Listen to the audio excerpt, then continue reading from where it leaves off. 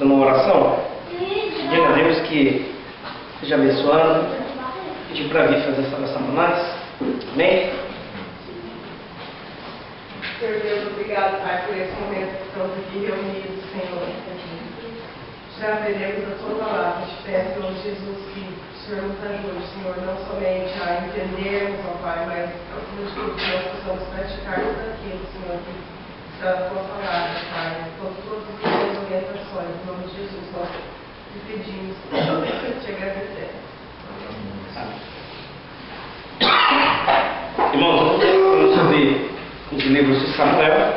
Não sei se a gente vai conseguir ver os dois hoje, tá? Mas vamos ver quanto que nós conseguimos estar caminhando, tá? É apenas um panorama, né?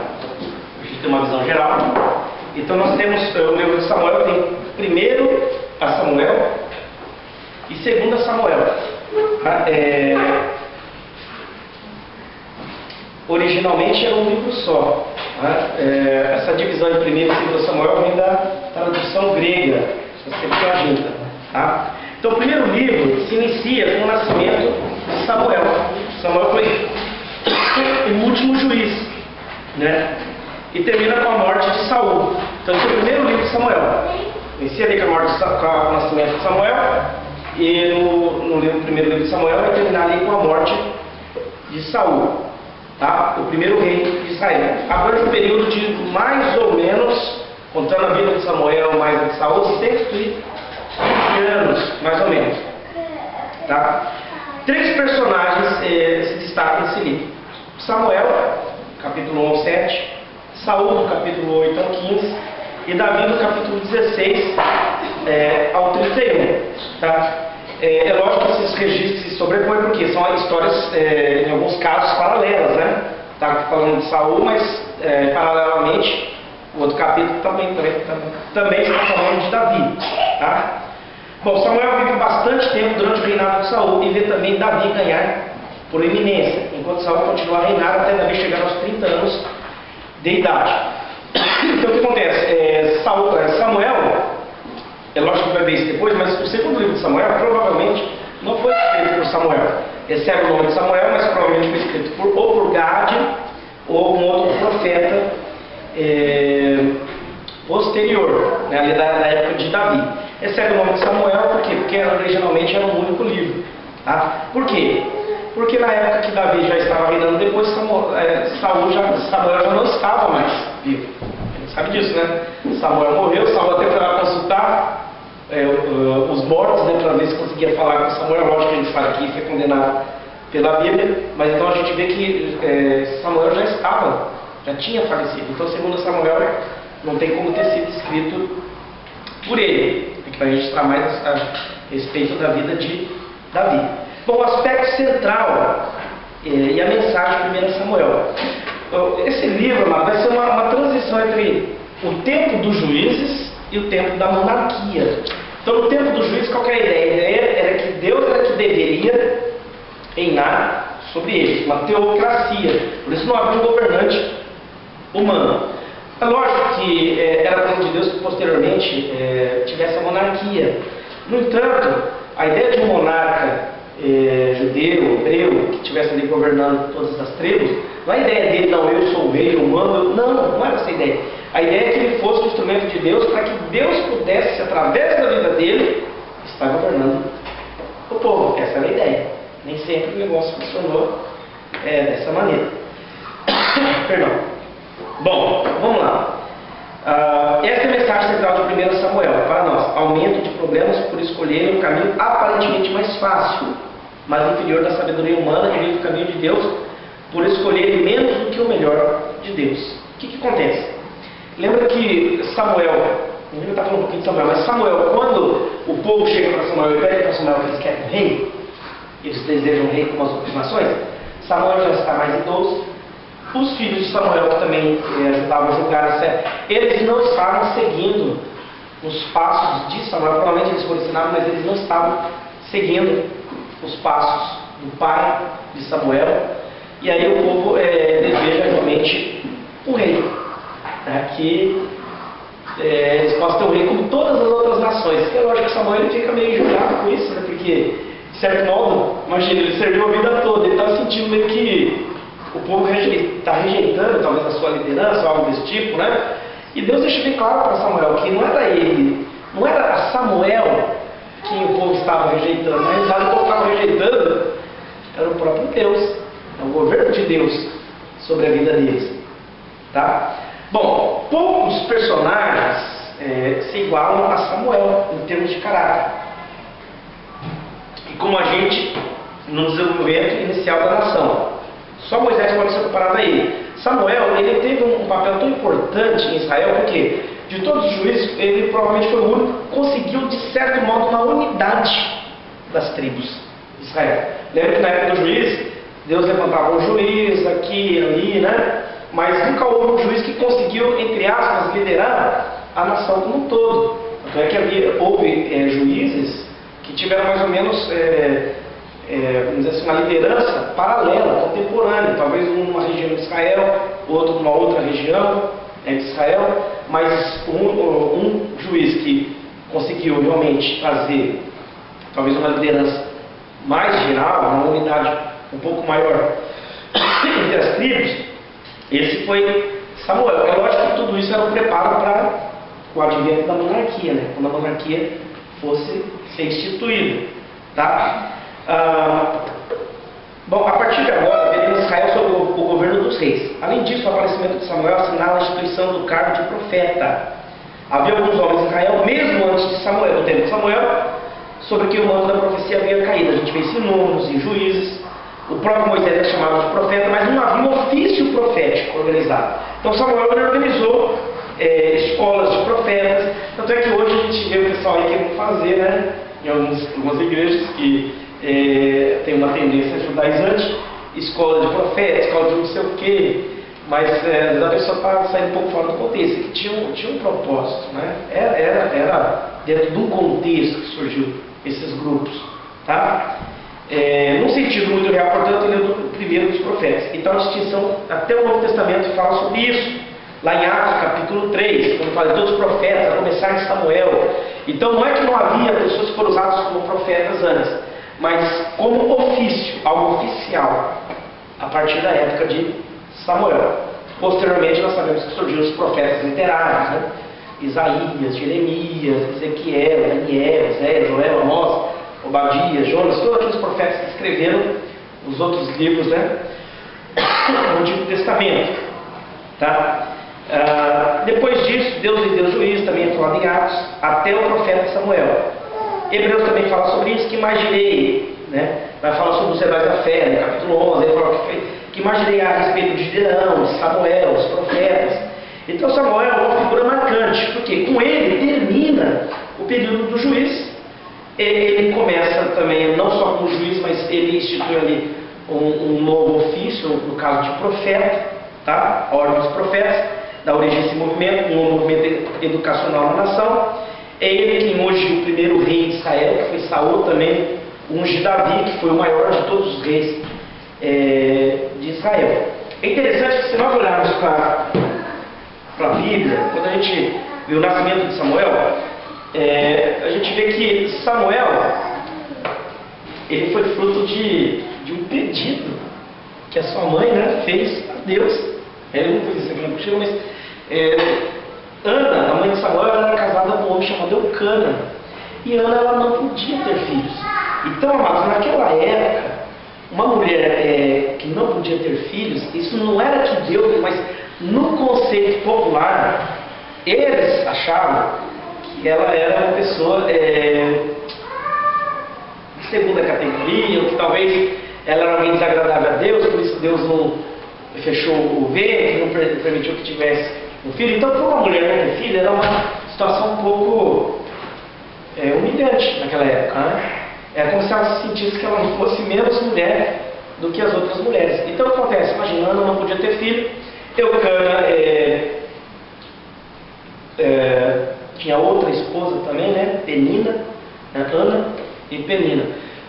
É lógico que Deus tolerou, vamos dizer assim, a poligamia, mas Ele nunca aprovou. A gente vê isso nas próprias palavras de Jesus. Quando ali é perguntado sobre o casamento, ele fala: olha, teve uma pessoa que divorciou, casou, ou outra vez perguntaram para Jesus, mas se o divórcio não é certo, então por que Moisés permitiu, né? Aí Jesus fala, Moisés permitiu por causa da natureza, mas no princípio não era assim. Ou seja, o plano original de Deus qual que era? Deixar o homem, seu pai e sua mãe, se unirá a sua, não é? A sua mulher. E serão os dois uma só carne. Então qual que era o plano original de Deus? Era que fosse um casamento, vamos dizer assim, monogâmico, né? Um homem e uma mulher, não um homem e várias mulheres. Mas infelizmente houve assim, até uma certa tolerância por causa da ignorância também. E aí o que acontece? Nós sabemos que Ana não podia ter filhos, mas Penina tinha. E Penina meio que, como diz lá no norte, apunhava, né? Ficava lá, né? E Ana se sentia meio que humilhada, tudo. Aí ela tinha o amor do esposo dela, né? Mas para ela ter um filho era algo assim, muito, muito importante. E todo ano eles iam a Siló, eles iam lá porque a arca estava em Siló, ainda não tinha sido construído o templo, né, que vocês pensam na época de Salomão, então provavelmente o tabernáculo tinha sido montado em Siló, né, as tendas e tudo mais, a arca estava lá e eles iam lá anualmente para adorar. Então você vê que seu marido também era alguém religioso, né, alguém que praticava o judaísmo. E certa vez ela estava lá, a Bíblia fala que ela estava lá orando, talvez só gemendo, né? E provavelmente naquela época eles tinham costume de orar talvez alto, né? Então quando passa Eli, que era sacerdote na época, ele olha e ele acha que ela está bêbada, né? Dá até uma repreensão nela e ela fala que não está bêbada, que ela está com angústia, né? No coração e tudo mais, e está apresentando a Deus. E aí ele fala para ela, olha, que Deus responda, né? Tua oração e tudo mais. E a gente sabe que a oração de Ana foi aquela que se Deus lhe desse um filho, esse filho seria do Senhor. Ela dedicaria esse filho ao Senhor, e foi o que ela fez. Assim que Samuel fez uma amor, ela levou ele e ele foi dedicado a Deus e ficou ali no templo. E anualmente ela ia lá levar uma roupa para ele e tudo mais, né? E ele foi dedicado ao Senhor e Deus deu outros filhos a Ana. Ali no templo, Samuel, no tabernáculo, na tenda, né? Samuel aprendeu a servir, fazer o serviço e tudo mais. Provavelmente ele aprendeu a parte prática, material, né? Talvez algum ensino espiritual. Por quê? Porque ele também tinha um certo problema, a gente vai falar sobre isso. O que acontece? Chegou um momento em que Deus fala com Samuel. E isso era uma coisa que era rara, naquela época a palavra era rara, né? Não tinha assim, muita gente que estava lá tendo essa comunhão assim, com Deus. E Samuel ele ouve, mas ele não conhecia Deus. Ele estava servindo ali, mas ele ainda não tinha tido uma experiência assim, de conhecer a Deus, de ouvir a Deus. Ele até pensa que é Eli que está chamando ele. Ele vai lá algumas vezes, ele não volta dormindo, chamei não, ele vai dormir, vai. Até que chega um momento que ele se percebe, né, que na realidade é Deus que está falando com Samuel. Ele entra Samuel, Deus fala com Samuel talvez, a gente não sabe, ele era um menino, mas talvez ele devia ter talvez uns 12 anos, 13, não era um menino, né, um jovem. E de repente Deus dá imagina o que Deus fala para Samuel. Deus fala, no outro dia lá, né, ele questiona Samuel, e Deus fala que vai julgar a casa de Eli. Por quê? Eli, gente, era um sacerdote, provavelmente Eli não era homem. O sacerdote, ele conhecia Deus, mas qual é o problema? Ele cometeu um erro. Ele tinha os seus filhos eles faziam o que era errado aos olhos de Deus, eles comiam das coisas que eram sacrificadas a Deus, eles se prostituíam com as mulheres, né, que iam ali, né, adorar e tudo mais. Então isso era abominável aos olhos de Deus, do povo, né? E qual é o problema? O problema é que ele não repreendeu os seus filhos, ele não corrigiu. Depois de adulto até fala alguma coisa, fala assim, tipo assim, não faz isso, mas ele não foi mais enérgico com os filhos. E não é uma coisa que foi só com Samuel, porque Eli, né, pegou e falou para Samuel, olha, jura que você vai falar a verdade, né? Lógico que Samuel, eu ouvi aquilo, provavelmente porque o carinho com ele, imagina, ele tem que falar que Deus falou que o negócio ali, que Deus ia tomar as providências. Por quê? Porque ele já havia sido avisado, peraí, então Deus já tinha falado com ele antes? Já? Provavelmente Deus tinha usado o profeta, ou falou diretamente com ele, né? Para que ele tomasse providência com relação à conduta dos seus filhos. E ele não tomou. Então, olha aí, nós temos um princípio muito importante, que é a responsabilidade que nós temos de ensinar, de corrigir. Né? Uma coisa que eu falo, por exemplo, a gente tem contato com um jovem e adolescente, é terrível quando... É lógico, meu pai gostaria de ter que admitir que o filho de repente não está agindo como deveria. Mas se o pai não admitir isso, no sentido de que se realmente estiver acontecendo, ele não admitir, não, eu preciso tomar providência, ele está querendo não enxergar o que está acontecendo, ele vai fazer mais mal do que bem. Porque é lógico, como diz uma pessoa, é mais fácil achar que o filho do outro é ruim e o nosso é bom, né? Mas na realidade, o que aconteceu? Eli, ele não tomou as providências que deveria tomar. Talvez quando os filhos eram mais novos. Depois que cresceram, fica mais difícil mesmo, né, de obedecer ou de qualquer coisa. Né? E aí, por causa disso, a família de Eli, a gente sabe que posteriormente seus filhos morreram ali na guerra, o próprio Eli morreu, né? Depois a sua família também perdeu o sacerdócio, né, que estava ali na família de Eli, né? E toda uma consequência por ele não ter repreendido os seus filhos. Então imagina Deus falando para Samuel, e aí quando Samuel fala, ele reconhece, né, que foi Deus falando com Samuel. Por quê? Porque ele sabia que aquilo era verdade, que ele não tinha agido. Ele falou, Deus faça como ele aprova. Porque ele sabia que se Deus fizesse aquilo, Deus estaria realmente agindo com razão. Né? Bom, aí nós sabemos que Samuel começou a ser notório, ele começou a se destacar em Israel, e ao ponto de que nenhuma das palavras dele caiu por terra, e ele ficou sendo conhecido desde o norte, essa ideia, né, de Dan e Berseba, né, a ideia de norte a sul, né, em todo Israel, ele ficou sendo conhecido como um profeta, um homem de Deus e tudo mais. Né? E ele teve uma influência muito grande em Israel, ensinando, né, ali ministrando ao povo e tudo mais. Né? Muito bem, ó. Samuel dedicou-se à tarefa de dar à nação cultura mental e o governo dele, que era uma necessidade urgente. Por quê? Porque estava tudo desestruturado. Então ele traz um pouco de ordem ali para a nação. A base de toda a sua reforma foi a restauração da vida moral e religiosa do povo. Então ele promoveu uma espécie de um avivamento, né? Quando ele fala de avivamento, tem gente que acha que avivamento é, sei lá, a pessoa gritar, pular e tudo mais. Não porque a pessoa não possa gritar, pular, sentir, sei lá, e deixar extravasar, não. Mas a grande questão é que aqui está falando de uma mudança, de uma reforma moral, de uma reforma, de uma mudança de caráter da sociedade. Então isso é algo que tem que acontecer. Então ele trabalhou nesse sentido, que tu trouxesse o povo de volta para caminhar com Deus, de verdade, onde houvesse mudança de vida nas pessoas. É preciso começar sempre nesse ponto. Além do mais, Samuel era demasiadamente sábio para confiar apenas em sua influência pessoal. Muitos homens de grande influência em sua época nada deixaram de duradouro. Se Israel tivesse que ser salvo, seria através de instituições que exercessem pressão contínua, empurrando o povo para cima, para um nível superior. Lembra que ele fundou as escolas de profetas? Qual que era a função do profeta? A gente acha que o profeta é um Walter Mercado evangélico, né? Porque ele vai falar o futuro. O profeta não é, a ideia de profeta não é só alguém que Deus vai revelar o futuro. Sem Deus usava profetas para revelar aquilo que não tem como saber. Mas o profeta é um porta-voz de Deus.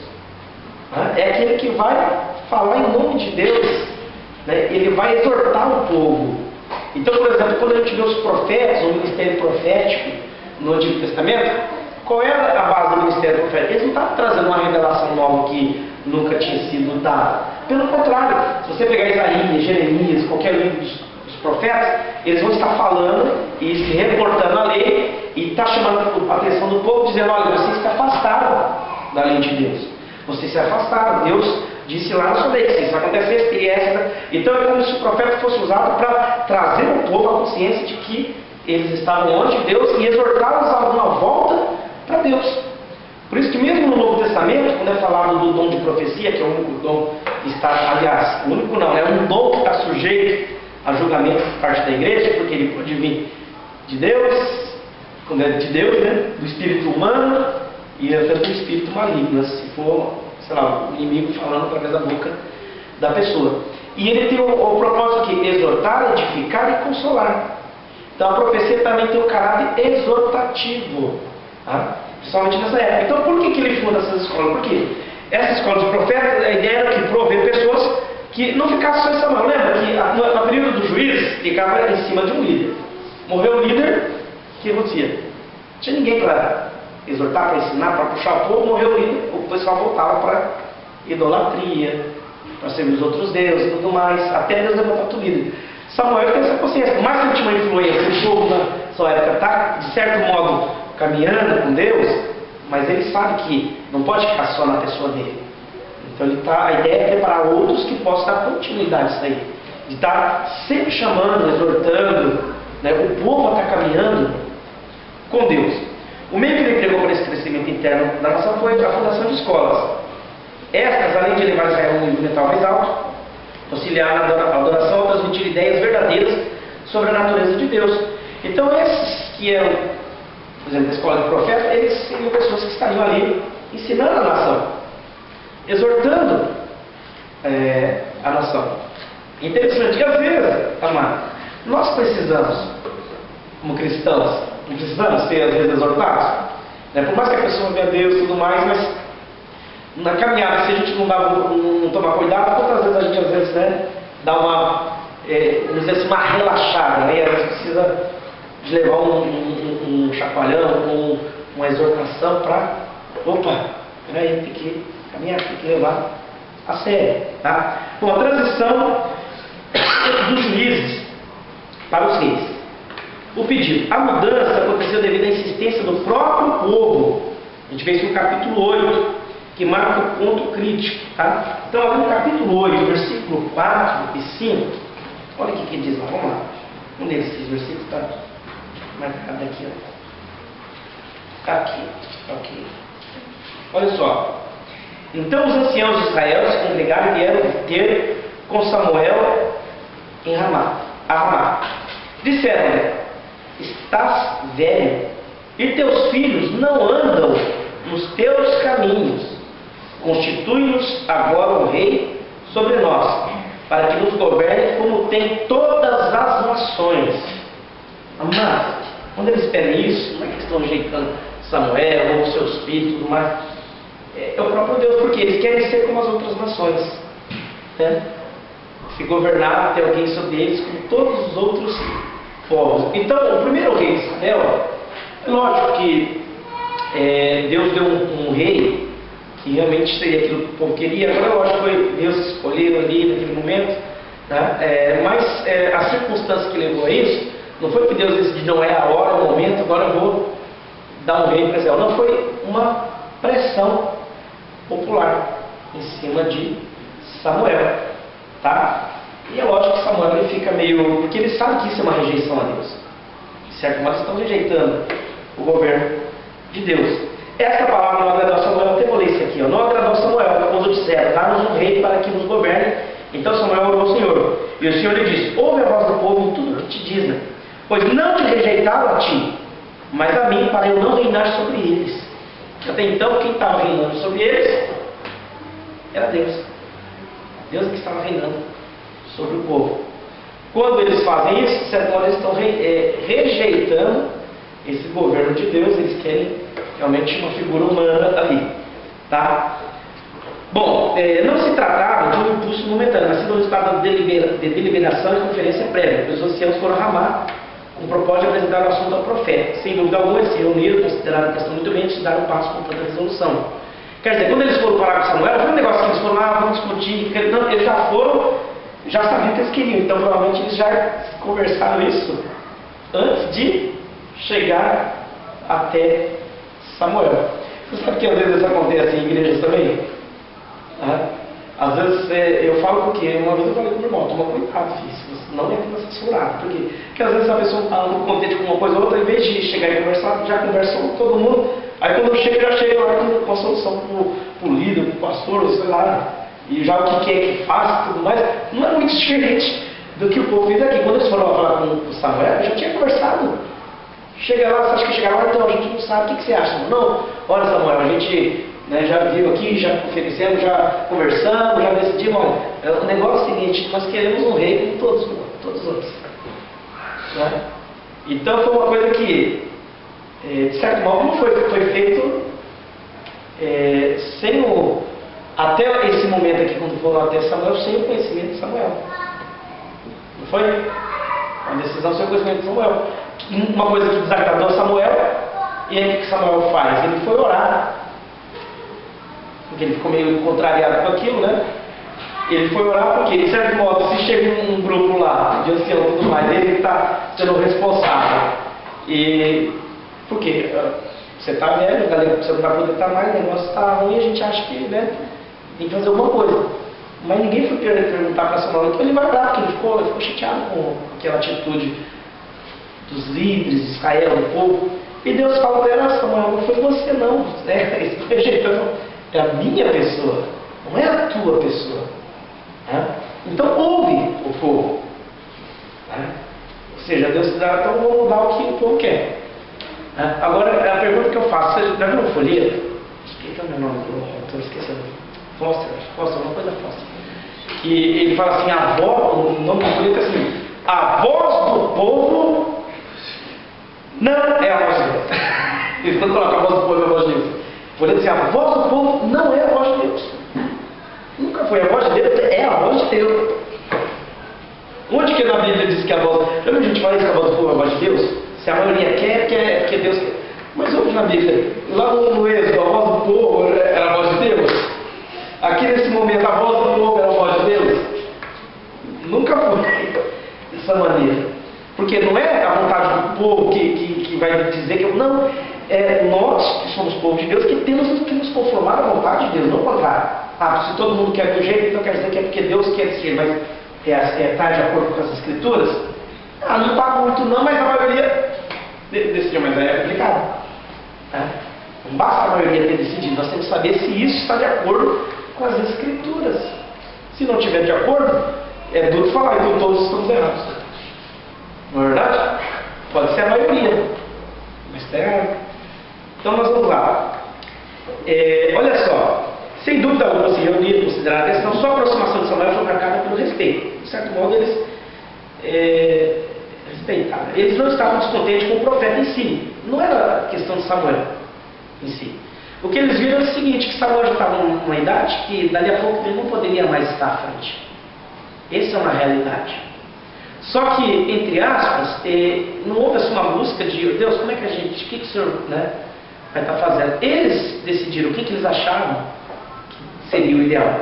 Então eles acharam que o ideal seria ter um rei. É diferente de você, se tivesse reunido, gente, vamos orar, para Deus dar direção. Como é que vai fazer? O Samuel já está ficando de idade, e como é que vai ser Deus agora, depois de Samuel? Né? O que o Senhor nos orienta? Como é que devemos fazer? Não, eles já chegaram lá, precisamos de um rei, todo mundo aí. Né? Mas em vista da sua idade avançada, do comportamento satisfatório dos filhos dele, provavelmente os filhos de Samuel não tinham o mesmo perfil de Samuel. Isso aqui é uma coisa importante também, amados. Às vezes acontece isso em alguns meios cristãos. Tem gente que acha que pastorado é dinastia, ou é que monarquia, passa de pai para filho. E isso, na verdade, se a pessoa tiver chamada, também, não tem problema. Mas não necessariamente o filho de pastor tem um chamado pastoral. Não é porque eu sou pastor que o meu filho vai ser o pastorzinho. Não, se ele tiver o chamado, também se ele não tiver. Não, vai ser meu filho, eu vou te consagrar assim mesmo. Não posso fazer isso. Tem que, às vezes, tem coisas tipo que acontecem. A pessoa, como se diz, ela está pastor, mas na prática mesmo, às vezes ela nem tem um dom chamado pastoral. Entendeu? Então aqui, provavelmente os filhos de Samuel não têm esse perfil do pai dele. Né? Lógico que eles não, talvez não tenham a qualificação realmente para estar ali. O povo percebeu isso. Seus filhos não andam nos seus caminhos, eles não vão ser uma continuidade no sentido do ministério ali de Samuel. Tá? Queriam insistir que o governo passasse a ser uma monarquia, enquanto Samuel ainda se achava entre eles e com a aprovação de sua autoridade. O que chateou porque Samuel ainda está vivo. Está de idade, mas ainda está vivo, né? Mas tipo assim, fazer o seguinte, antes de você morrer, né, já vamos arrumar um negócio aqui. Eu queria falar assim, olha pastor, você já está velho, já não está dando mais, né? Já vamos procurar alguém aí para botar no seu lugar, porque o negócio está... Entendeu? Mais ou menos isso que está acontecendo aqui. Tá? Os anciãos realizaram uma reunião de comissão e não de oração. Estavam determinados a dar um passo para trás em vez de avançar com Deus. Quantas vezes a incredulidade é mexida com a sabedoria corporativa das comissões? Às vezes, mesmo no meio cristão, se faz comissão para isso, comissão para... A comissão decidiu isso aqui, mas às vezes foi uma decisão da comissão, não foi uma decisão em oração. O grupo decidiu, mas antes de decidir qualquer coisa, ou de conversar sobre, oramos, pedimos até mesmo para quando fomos conversar, Deus direciona essa conversa, direciona as discussões, né? Como, por exemplo, dá um exemplo legal, a igreja em Atos, capítulo 13, tá? Quando eles oraram ali, e pareceu bem o Espírito Santo, né? E o Espírito Santo separou em Paulo e Barnabé, ou ali no Concílio de Jerusalém, pareceu bem ao Espírito Santo e a nós, primeiro ao Espírito Santo, depois a eles, não impôs sobre os gentios, né? A obrigação de cumprir os cerimoniais judaicos, né? Foi uma decisão do concílio, mas uma decisão em oração, onde eles foram direcionados para Deus a tomarem aquelas decisões. Aqui não foi o caso. Eles olharam a situação e eles viram assim, aquilo que humanamente falando seria o ideal da situação. Então vamos fazer isso. Vamos resolver dessa maneira. A resposta: devemos notar, portanto, 3 coisas sobre essa exigência de um rei. Primeiro, a sua razão externa, a depravação dos filhos de Samuel. Então, os filhos de Samuel provavelmente eles não tinham lá o mesmo caráter que o pai. A segunda, o motivo interior, era que o povo fosse como as outras nações. Eles olhavam as outras nações, tinham seus reis, e nós somos uma nação que temos um rei. Não queremos ser iguais aos outros. Interessante, isso é muito complicado, né? A pessoa se espelhar lá fora e querer ser igual que está lá fora, que é o que está acontecendo com o povo de Israel. Eles olharam as nações pagãs e eles estão tomando aquele modelo para fazer desse modelo aqui. É lógico que Deus tinha prometido que teria um rei no futuro, mas seria de acordo com os padrões, vamos dizer assim, de Deus. Né? Aqui, essa comissão, eles olharam e tomaram o quê? O modelo lá. Olha, eles têm, nós queremos ter também.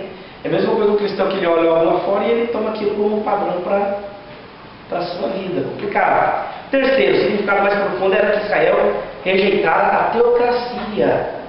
Porque até então, se eles não têm um rei, significa que não tem ninguém reinando sobre eles? Tinha sim. Tinha lá um líder que era Samuel, não era o rei, mas havia Deus ali reinando. Essa era a ideia, que Deus está reinando sobre eles. Sendo essa a questão mais séria de todas, enfatizada na própria resposta divina, pois não te rejeitaram a ti, mas a mim, para eu não reinar sobre eles. Imaginou? Que beleza? Bom, aí nós temos Saul, o primeiro rei. Saul, o primeiro rei de Israel, é uma das figuras mais notáveis e trágicas do Antigo Testamento. Começou a reinar com grande firmeza, mas em breve decaiu, decepcionando a todos. E terminou de maneira tão lamentável que o processo de decadência que o reinou se tornou monumental para todos que prestam atenção. Nós temos as 3 fases principais de sua carreira. Lembra, Saul, ele teve um início bem promissor, tá? Ele parece que era um jovem meio tímido, teve aquela situação das jumentas que sumiram, né? E ele foi procurar e tudo mais. Mas vamos lá, no início, do capítulo 9 ao 2, nós vemos: jamais o jovem mostrou-se tão promissor ou teve possibilidade tão brilhante em sua juventude. Olha só, para começar, Saul ele se distinguia por sua superioridade física surpreendente. A Bíblia diz que Saul ele se sobressaía dos homens para cima. Então, Saul ele era fisicamente, ele era, vamos dizer assim, comparado com um povo, é que nem a gente vê, por exemplo, você pega uma revista de roupa, todo mundo, né, é modelo, mas aquilo lá não reflete a maioria da população. Né? Até as pessoas têm uma ilusão, né? Acho que aquilo lá é um modelo, ou seja, não reflete a população. Se você pegar a população como um todo, quem é que se encaixa naqueles padrões Barbie, ou mesmo o cara tudo marombado, musculoso? Não é o reflexo da população de modo geral, ou é? Não é. Então, quer dizer, são pessoas que se destacam, né? Tem um físico, né? Privilegiado, de repente se cuida, faz exercício e tudo mais. Então Saul, ele fisicamente, ele se destacava um pouco. Né? Era um rapaz que provavelmente ele era mais alto do que a população de modo geral. Tá? É descrito como belo, um rapaz bonito. Tá? Em Israel não havia outro mais belo do que ele, desde os ombros para cima. Então imagina, quando viram está falando ali era da tribo de Benjamim, tá? Tinha um filho chamado Saul jovem, e tão belo que entre os filhos de Israel não havia outro homem mais belo do que ele. Desde os ombros para cima, sobressaía em altura a todo o povo. Então olha só, até teve uma série aí que fizeram de Davi, e colocaram o Saul, que não tem nada a ver com o Saul da Bíblia, né? Que o pessoal falou que estava lá, o Saul que a Bíblia fala, ele era um rapaz bonito. Na realidade, o texto diz que em Israel, na época, não havia ninguém mais bonito do que ele. Ele sobressaía a todo o povo. Né? Então imagina, isso aqui foi o jovem que se tornou o primeiro rei. Então isso aí era fisicamente. Bom, em segundo lugar, o jovem Saul demonstrava certas qualidades de caráter altamente recomendáveis. Tá? Olha, no 9:21 diz o seguinte: respondeu Saul: mas não sou eu, filho de Benjamim, da menor das tribos de Israel, e a minha família é a menor de todas as famílias da tribo de Benjamim? Por que me dizeis tal coisa? Tá? Quando Samuel o encontra para ungí-lo. Então você vê que Saul, ele é alguém que tem uma certa modéstia de caráter. Ele reconhece, eu sou uma tribo humilde, eu não sou, né? Tudo isso. Discrição, a gente vê isso, essas qualidades, a princípio. Espírito generoso, versículo 11, capítulo 11, versículo 13. Havia outras qualidades também: respeito pelo pai, valentia e bravura, capacidade para amar intensamente, oposição enérgica a males como o espiritismo, que ele condenou e mandou ser expulso todos os espíritos, aqueles que invocavam espíritos em Israel, e sua evidente pureza moral nas relações sociais. Então você vê, a princípio, Saul tinha, além de ser bonito, vamos dizer assim, fisicamente, exteriormente, ele também tinha certas qualidades. Tinha tudo para ser o rei, né? Aquele rei. Em terceiro lugar, Deus lhe deu instrumentos especiais. Quando ele se tornou rei, lemos que Deus lhe mudou o coração. Além de tudo isso, quando Deus ali manda Samuel ungir a Saul, Deus muda o coração de Saul. E ele se torna um outro homem. O Espírito de Deus se apossou dele, ele profetizou, sofreu uma renovação interior. Saul também tinha um conselheiro de confiança junto de si, que era o próprio Samuel. Esteve ali, no começo, ao lado de Saul. Era um jovem promissor, extraordinariamente rico em talentos naturais e preparado de modo especial por meio de dons sobrenaturais. Seu futuro parecia brilhante, né? Olha só, fisicamente tinha um bom físico, tinha tudo. Davi parece que não era, né? Tinha os talentos, mas Saul se destacava. Era aquele tipo de camarada que se destacava em tudo. Né? E ainda tinha o profeta Samuel ali do lado dele para aconselhar. E aí, o que aconteceu? Vamos lá. O chamado para ser rei foi uma oportunidade ímpar, dada a um homem e um milhão. Quanta chance para uma gloriosa colaboração com Deus. Que oportunidade para abençoar homens. Sua ascensão ao trono de Israel, sem dúvida, foi uma manhã de promessa. Imagina quando ele é apresentado como rei e o povo vê Saul. Tipo assim, uau, esse é o nosso rei, né? Então a esperança que foi colocada na pessoa de Saul. Mas aí nós temos a decadência, capítulo 13 ao 27. A promessa inicial, infelizmente, provou-se uma alvorada, logo encoberta por nuvens sombrias. Apostasia, decadência, degeneração, desastre. Ou seja, ele, de alguém que tinha tudo para ser, né, um dos maiores reis de Israel, ele entrou numa decadência, né? Uma caída assim. Isso aconteceu com Saul. Como que começou isso? A primeira apostasia, afastamento, ocorreu logo no início, capítulo 13. Tratava-se de um ato de orgulho irreverente. Os filisteus estavam prontos para pelejar contra Israel. Lembra? Eles estavam ali tendo problemas com os filisteus ainda. Samuel falou para Saul esperar, que ele viria para fazer o sacrifício. Só que Samuel está demorando. Aí o que Saul faz? Quando parecia que o profeta não viria, antes de expirar o prazo combinado, que ele deu o prazo, mas ele não está chegando, ele já está dando, né? Saul, impaciente, violou a prerrogativa do sacerdote e incessantemente ousou oferecer ao Senhor com suas próprias mãos sacrifícios pré-estabelecidos. Por quê? Ninguém, a não ser o sacerdote, os sacerdotes podiam oferecer sacrifício. Então, por mais que ele fosse rei, ele era rei, mas ele não era sacerdote. Ele não tinha direito legal de fazer isso. Fazer isso seria uma ofensa a Deus, porque não era o ofício dele. Então, o que ele faz? Ele estava impaciente. Né? Por quê? Tipo assim, não, os filisteus estão aí, estavam bem, falou que vinha, mas isso aí foi Deus que permitiu, porque era uma maneira de testar Saul. Podemos aceitar até a impaciência de Saul, mas não sob a violação da lei. O que significa? Amados, não tem nada que justifica nós obedecermos a Deus. Ou tem? Nada que justifica nós desobedecer a Deus. Ah, Deus, eu desobedeci por causa disso, por causa daquilo. Ou porque na realidade ele ofereceu sacrifício porque ele não confiou em Deus. Ele não confiou que Samuel viria, ele não confiou que Deus... Então ele resolveu tentar fazer o negócio do jeito dele.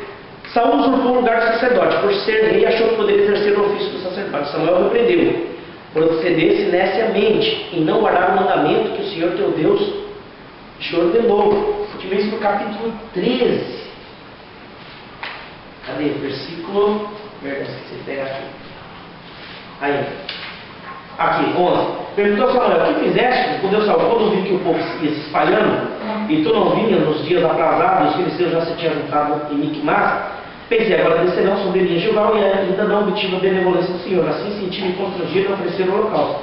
Disse Samuel: procedeste neciamente, não guardava o mandamento que o Senhor teu Deus te ordenou, pois o Senhor queria confirmar o teu reino sobre Israel para sempre. Agora, porém, não subsistirá o teu reino. O Senhor já buscou para si um homem segundo o seu coração, e já lhe ordenou que seja príncipe sobre o seu povo, porque não guardaste o que o Senhor te ordenou. Eles obedeceram a Deus. Amado, nem a posição dele não justificaria ele desobedecer a Deus. Ah, mas ele é o rei. Ah, mas o cara é o pastor. Ah, o pastor, mas o pastor também. O rei, o pastor, sei lá quem for. Não tem nada que justifique se desobedecer diretamente. Lógico que nós não somos perfeitos. Davi também desobedeceu a Deus, mas aqui na realidade ele desobedeceu conscientemente, deliberadamente. Ele sabia, foi-lhe dado uma ordem dele esperar. Não é uma coisa que aquela desobediência que às vezes a pessoa faz, né, mas não foi planejado, não foi, né, ele fez. E tem diferença. Existe desobediência e desobediência. Tá? Uma coisa é a pessoa não conseguir obedecer perfeitamente, não conseguimos. Outra coisa é deliberadamente: eu sei que não é para fazer isso aqui, eu vou lá e faço. Foi me dito, não para esperar. Eu vou e desobedeço. Tá? A próxima falha vem a seguir. Capítulo 14. Foi um ato de obstinação temerária. Mais uma vez, Saul se pacienta e não aguarda uma resposta de Deus. E age prudentemente após Jonatas ter provocado a ira dos filisteus. Ele coloca todos os seus homens em pecado, sentenciaram uma ordem para que ninguém se alimentasse naquele dia. Ele falou para ninguém se alimentar. Só que Jonatas não sabendo disso aí, né? E comeu. Depois ele meio que ia matar Jonatas, né? Que era o filho dele. Mas aí ia dar um problema, que o povo não aceitou isso, porque Jonatas tinha sido um herói de guerra. Por quê? O que ele fez? Aquele tipo de voto impensado. Né? Saul, ele às vezes não pensava para agir.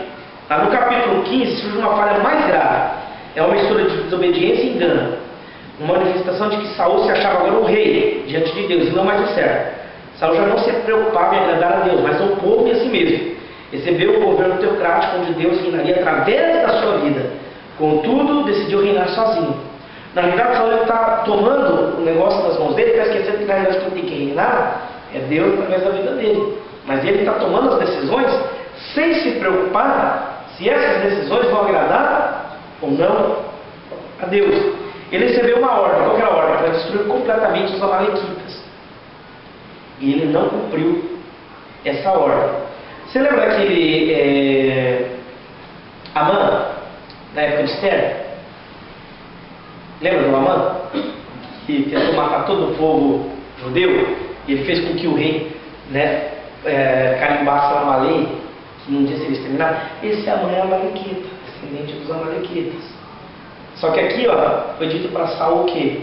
Exterminar todos os amalequitas, porque era o julgamento de Deus sobre aquele povo, um povo muito mau. Só que o que ele fez quando ele foi lá? Ele destruiu tudo, mas ele não matou o rei, Agag. Ele também não destruiu todos os ovelhas e tudo aquilo que Deus tinha mandado, que era para destruir. Quando Samuel chega lá, e ele ouve os balidos de ovelha, ele pergunta se ele fez tudo que Deus mandou fazer. E o que ele falou? Não, fiz.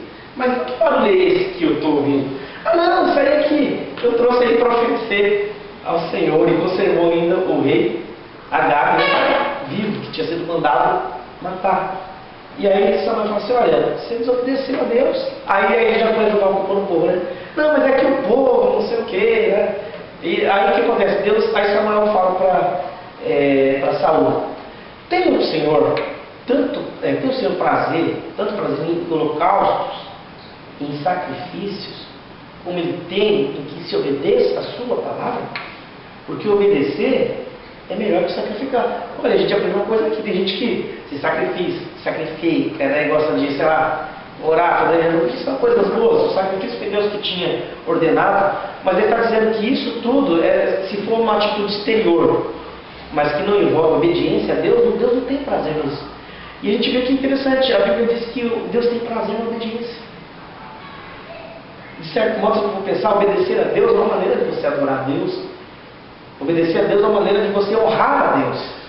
Então ele fala, tem o Senhor prazer em sacrifícios, no holocausto, como ele tem que se obedeça a sua palavra? Porque obedecer é melhor do que sacrificar. A desobediência a Deus, ela é comparada com o pecado a rebeldia, o pecado de feitiçaria. Né? Olha aqui onde que ele fala isso aqui, ó. Cadê?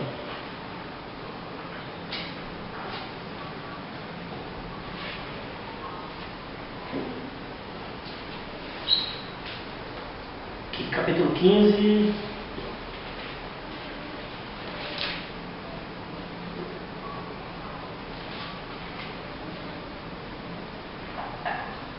Aqui, ó. Por isso Samuel respondeu, capítulo 15, 22. Tem o Senhor tanto prazer em holocausto e sacrifício, como em que se obedeça a sua palavra? Obedecer é melhor do que sacrificar, e atender é melhor do que a gordura de carneiro. Pois a rebelião é como o pecado de feitiçaria, e a obstinação é como iniquidade de idolatria. Então está falando que rebelião tem o mesmo peso de feitiçaria. E obstinação, tá? Que dito aqui é a mesma coisa que idolatria. Então, Saul está numa situação bem complicada. Por quê? Porque ele está fazendo as coisas do jeito dele. Deus começa a rejeitar. A partir desse ponto, a decadência se acelera, tendo se retirado Saul o Espírito do Senhor. Capítulo 16, versículo 14. Ora, o Espírito do Senhor retirou-se de Saul, e o atormentava o Espírito maligno da parte do Senhor. Até agora, mas da parte de Deus, é Deus que mandou? Não. A ideia é a seguinte: para o israelita, tudo está debaixo do controle de Deus. Como diz Lutero, o diabo é o diabo de Deus. Como assim? É porque mesmo os espíritos malignos, eles não podem agir fora do controle de Deus. Tem gente que dá um poder ao diabo, que o diabo é quase onipotente. Não é assim não. O diabo ele age, mas ele não vai além do que Deus permite. Ele tem a sua ação restringida. Tem gente que acha que o diabo... Não, o diabo ele não pode agir se Deus falar até aqui, ele não pode passar daqui. Porque ele não é. Ele é uma criatura. Quem é onipotente, quem é soberano é Deus. Então, isso é importante entender. Então eles entendiam que toda ação, mesmo ação maligna, era de permissão de Deus. Porque Deus permitiu. Se Deus não permitiu, não acontece. Tá? E no caso de Saul, porque o Espírito se retirou dele mesmo, Deus permitiu esse tipo de coisa. Por quê? Porque o próprio Saul está rejeitando a Deus.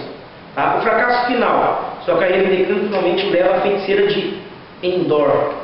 Olha só, imagina, um homem que ele expulsou todas as pessoas que consultavam os mortos, expulsou tudo isso aí de Israel. Agora Deus não fala mais com ele, ele quer consultar a Deus, ele já não ouve a Deus mais. Ele chega no desespero tal que ele quer. O Samuel já tinha morrido, não dá nem para ele pedir através de Samuel para Samuel consultar a Deus com ele. O que ele faz? Ele vai lá e faz uma coisa que é condenado pela Bíblia. Ele vai lá numa feiticeira que consulta uma necromante, alguém que consulta os mortos, para que ela invoque o espírito de Samuel para que ele possa consultar Deus. Imaginou? Não, uma coisa, o cara se desviou e agora ele vai orar a Deus, Deus não ouve mais porque ele não se volta para Deus, aí o cara vai lá num centro lá para invocar o espírito. O negócio chegou debaixo do fundo do poço, deve dizer assim, né? Foi o ponto que chegou. Saul. Tem uma questão aqui que eu vou falar que era Samuel, não era Samuel. Eu particularmente não creio que era Samuel, realmente um espírito, que a própria feiticeira, ela mesma ficou assustada, quando aparece aquele vulto, aquela coisa lá toda, Os dois pecados principais de Saul foram arrogância e desobediência a Deus. Por trás de ambas jazia vontade própria, impossível e disciplinada. Saul vivia no culto ao eu e buscava satisfazer sua vontade, se autoafirmar e conseguiu se autodestruir. Então o que acontece? Eu já vi, o pastor falou isso para mim, de pessoas que começaram bem na vida cristã, às vezes até líderes cristãos, começaram bem, eram humildes, estavam ali junto com os irmãos, trabalhando, construindo, fazendo a obra de Deus, a pessoa foi abençoando, a pessoa, o trabalho foi prosperando, chegou um ponto que a pessoa foi perdendo aquela humildade, agora já não é tão acessível mais às pessoas, dali a pouco ele já não é tanto um pastor, ele é mais um empresário, alguma coisa, aquele negócio que até o pessoal fala brincando, pequenas igrejas, grandes negócios, começa a abrir tanto, e aí o negócio, sai fora daquilo que deveria ser, deixa de, a pessoa de repente, isso eu falo, por exemplo, você vê, o camarada de repente faz fazer uma campanha na igreja, uma campanha na igreja para a gente botar um fogo na igreja, porque tem igreja que às vezes tem só telhado e tem fogo, Aí o cara faz a campanha para botar fogo na igreja, e quando vê o dinheiro para pôr fogo na igreja, ele troca o carro. Campanha para pôr fogo na igreja, ele compra som. Campanha para pôr. Aí 3 anos fazendo campanha para pôr fogo na igreja, e faz tudo, menos pôr fogo na igreja. A pessoa já sai fora do propósito. Não é verdade? Então tem que tomar cuidado com isso daqui. Não adianta começar arrebentando e terminar arrebentado, Tem que começar, se puder começar bem e terminar bem é melhor. Mas o que importa é terminar bem, Às vezes tem pessoas que começaram mal, não é que é bom começar mal, mas se acertaram ali com Deus, se arrependeram, Por quê? A Bíblia fala melhor no final das coisas do que o começo delas. Não é? Então nós vemos Saul, alguém que começou bem, mas não permaneceu bem. Ele se afundou, foi rejeitado. Deus está procurando outra pessoa. Samuel já da idade. Vamos lá, aí nós temos o primeiro livro de Samuel. Bom, eu quero que os irmãos leiam. Eu não li tudo, só li algumas coisas. Eu não falei sobre Davi. Davi ele começa aqui em 1 Samuel. Aqui em 1 Samuel, no capítulo 16, é quando Davi é ungido rei em Israel. Já imaginou a situação de Davi, amados? Quando Davi provavelmente ele era um adolescente. Ali no capítulo 16 é quando Samuel vai ali à casa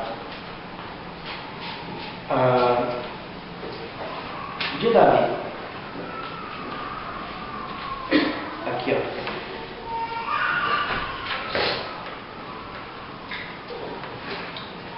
Bom, Davi tinha algumas qualidades. Ele era um pastor fiel, ele era um músico e tornou um guerreiro, um líder, um guerreiro corajoso. Davi ele era alguém que ele era valente, era responsável. É interessante que quando Samuel ele vai lá ungir Davi, porque Deus manda Samuel até a casa de Jessé, no capítulo 16, o profeta foi enviado à casa de Jessé. Por medo de Saul, Samuel não falou por aqui que estava indo lá. Por quê? Gente, Saul já está meio doido. Não tá? Imagina se Samuel falar, você vai fazer o quê? Onde você está indo? Estou lá indo ungir o futuro. É capaz de Saul mandar matar Samuel, porque ele tentou matar Davi depois, ele sabe disso, né? Então ele chega lá, ele falou que estava indo para Belém para fazer o sacrifício. Em seguida ele vai lá até a casa de Jessé. Imagina, o pessoal vai, nossa, Samuel está vendo aqui, será que está tudo bem?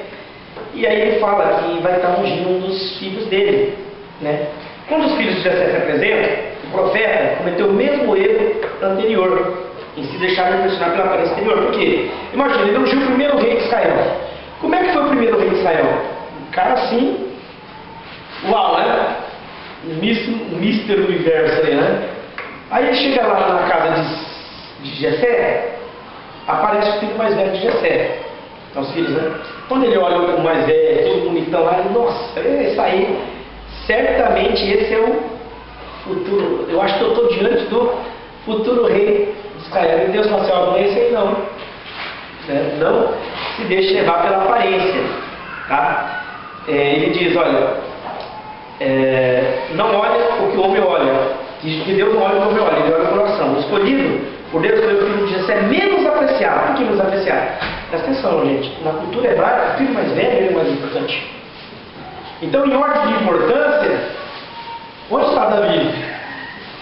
Davi é o caçula. Em ordem de importância, acho que ele é o oitavo, né? Em ordem de importância, se o caçula ele é o menos importante. Você vê, Davi é tão importante que ele nem está lá na mesa. Ele está lá pastoreando as ovelhas. Olha só, era de garada aparência e de brilhantes olhos. Seus olhos eram mais extraordinários que seu cabelo vermelho e sua pele branca. Vamos lá. Então o que acontece? Samuel ele manda chamar os filhos de Jessé. E aí, um por um, não era. Quando passou todos os filhos de Jessé, Samuel perguntou, acabaram-se os teus filhos? Respondeu Jessé, ainda falta o menor que está apacentando as ovelhas. Você vê, o próprio pai de Davi, nem o pai de Davi fez questão de chamar Davi. Que tipo assim, com certeza, Davi não vai ser o escolhido, né? E aí, quando ele fala que está apacentando, o que Samuel falou? Ninguém vai comer, ninguém, enquanto Davi, o menor não chegar. Quando ele chega, Deus fala, é esse. E aí ele unge Davi ali na presença do seu pai, dos seus irmãos. Tá? Interessante que Davi, o Espírito de Deus vem ali sobre Davi. Nós sabemos que posteriormente Davi ele se tornou ali músico do rei, né? Porque quando ele cantava, o Espírito que atormentava Saul, deixava Saul, né? Certa vez ele foi levar comida para os seus filhos, lá na história lá do gigante Golias, né? Aí ele mandou ele lá levar comida lá para os seus irmãos, tudo mais, as marmitas. E ele chega lá, vê toda aquela situação lá, todo mundo com medo lá. E aí, o que está acontecendo? Aí ele fica indignado. Como é que esse cara queria? Até os irmãos de Davi dão uma bronca em Davi, né? Ô moleque, o que você veio fazer aqui? Você veio a guerra, você é maldoso, você é não sei o quê. Mas nem fiz nada. Então você vê a situação de Davi. Davi não teve assim, uma vida lá muito fácil. Tá? Mas aí nós sabemos na história de Davi o que aconteceu. Ele entra para o serviço, ele mata o gigante. E vamos pensar, né? Quando eu falo que Davi era porque Davi era adolescente, ele era jovem. Então imagina quando ele está ali diante de Golias, ele fala para todo mundo que ele ia contra os gigantes, chega até Saul manda chamar Davi, aí fala, mas olha, você é jovem, e ele já é um guerreiro, treinado, tá? Você não pode encontrar ele. E Davi fala que já tinha matado um urso, que tinha matado um leão, toda aquela coisa, né? Aí Saul manda colocar a armadura dele em Davi. Até eu já contei uma história que aconteceu comigo com o Daniel, né? Tipo, botar já que foi igual o Davi. Estava lá na casa acho que é da Carol, né? E eu tinha uma jaqueta igual tem, uma jaqueta igualzinha que ele tinha, só que é lógico, né? Minha menor, né? Ele pôs ela na cadeira, cheguei lá, aí na hora de ir embora, eu pegar a jaqueta, e tocou no braço, ele falou, nossa, ou eu encolhi ou a jaqueta cresceu, né? E a jaqueta gigante, né? Um sobretudo, né? Aí eu fiquei imaginando Davi na roupa de Saul. Imagina, Saul ele era maior que o resto da população. Davi, quando eu vi o negócio, devia ficar um negócio tudo meio grande, troncho, né? Davi falou assim, não tem condição de lutar com isso aqui, não. Tirou tudo aquilo. O que Davi pegou para enfrentar Golias? Ele pegou a sua funda, depois não fosse estilingue, mas é uma correia, que tem uma parte aqui que põe a pedra, né? E você gira, solta e a pedra vai, né? E ele pegou tudo lá, pegou as pedrinhas lá no rio e foi lá para enfrentar o gigante, com o seu cajado, né, pastor? Imagina quando Davi se apresenta à frente de Golias. Golias era alto, muito grande, Golias tinha quase 3 metros. 3 metros de altura. Isso aqui deve ter quase um pouquinho mais que isso aqui, talvez. Golias devia bater a cabeça aqui ó, no teto. Aí chega um adolescente, talvez cheio de espinhos, sei lá, né? E aí ele viu um moleque vindo lá, pedaço de madeira, né, pastor, e um estilingue, com pedra. Ele falou assim, não, vocês estão de brincadeira comigo? O Davi era lá, se for pensar, né? Aí ele olha para aquele moleque, é só um cachorro, você vem com pedra. Ah, moleque, hoje eu vou te matar, vou dar a tua carne para as asas. O que Davi falou para ele? Olha, você vem a mim com espada, com lança, mas eu vou atirar contra ti, em nome do Senhor dos Exércitos, a quem você tem afrontado. Hoje mesmo eu vou te matar, vou dar a tua carne. Olha, o moleque é abusado. O gigante vem para cima, ele não corre, ele vai de encontro, ele põe uma pedra ali, gira, eu creio que Deus direciona essa pedra e bum! Pega bem na testa do gigante, imagina? Crava na testa do gigante. Quando ele cai, pega a espada e corta a cabeça. Imagina o exército filisteu vindo aqui lá. Um homem daquele tamanho. Ninguém tinha coragem de enfrentar só a armadura de Golias, 60 quilos.